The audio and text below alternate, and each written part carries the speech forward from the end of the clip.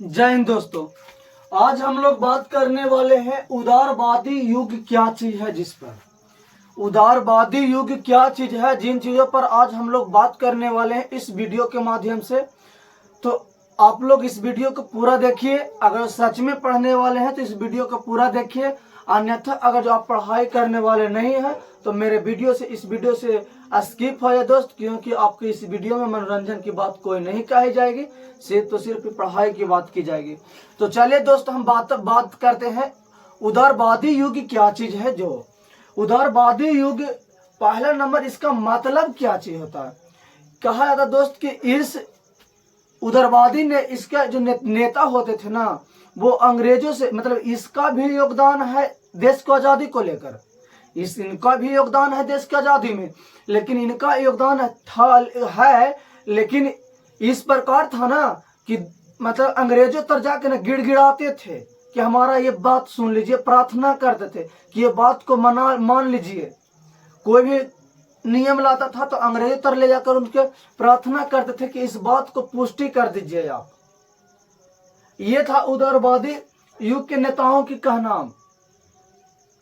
ये लोग जाकर अंग्रेजों तर गिड़गिड़ाते थे, प्रार्थना करते थे ताकि मेरा बात को अंग्रेज मानकर इस नियम को या इस कानून को पालन करे, इस नियम को कानून को खत्म कर दे। ये थे उदारवादी युग के नेताओं। जिसे दोस्तों हम बात करते हैं उदारवादी युग के जो नेता हुआ करते थे, फिरोज शाह मेहता, दादा भाई नौरोजी, व्योमेश चंद्र बनर्जी, गोपाल कृष्ण गोखले, सुरेंद्र नाथ बनर्जी, बदरुद्दीन तैयब जी इत्यादि और भी नेताएं हुआ करते थे। उदारवादी युग के नेताएं हुआ करते थे। ये लोग कह सकते हैं कि नरम दल के नेता के रूप में थे, नरम दल के नेता के रूप में थे। कहा जाता था दोस्तों कि इसे स्वतंत्रता आंदोलन का प्रथम चरण या आर्थिक राष्ट्रवादी युग भी कहा जाता था। किसे कहा जाता था? उदारवादी युग को इसे स्वतंत्रता आंदोलन का प्रथम चरण, शुरुआती दौर, इसे स्वतंत्रता आंदोलन का प्रथम चरण या आर्थिक राष्ट्रवादी युग भी कहा जाता था। कहा जाता दोस्त कि इसे यह 1885 से लेकर 1905 का जो कालखंड था उसे ही उदारवादी युग भी कहा जाता था। 1885 से लेकर 1905 के बीच जो कालखंड हुआ करते हैं उसी को ही हम लोग उदारवादी युग के नाम से भी जानते हैं दोस्त। कहा जाता है कि उदारवादी नेता थे कौन? दादा भाई नौरोजी, जो 1887 ईस्वी में और 1888 ईस्वी में सुरेंद्र नाथ बनर्जी लंदन गए थे। 1887 में दादा भाई नौरोजी और 1888 ईस्वी में सुरेंद्र नाथ बनर्जी जो थे वो लंदन गए थे। और वहीं पर दोनों ने मिलकर 1889 ईस्वी में, वहीं पर दोनों ने मिलकर 1889 ईस्वी में भारतीय राष्ट्रीय कांग्रेस के ब्रिटिश समिति का गठन किए थे। भारतीय राष्ट्रीय कांग्रेस के ब्रिटिश समिति का गठन किए थे। और ये भी जब गठन किए दोस्तों, तो ये गठन का, जिसे हम बात के माने कि हम कोचिंग खोलें और कोचिंग खोले, उसका प्रचार प्रसार हम करवे नहीं किए तो वो कितना सक्सेस होगा।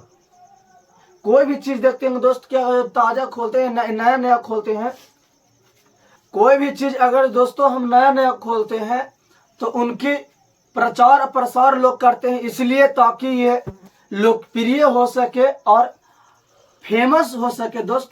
उसी प्रकार कहा जाता है कि इस समिति को लोकप्रिय बनाने के लिए इंडिया नामक पत्रिका निकाले थे। इसको लोकप्रिय बनाने को लेकर इंडिया नामक पत्रिका निकाले थे।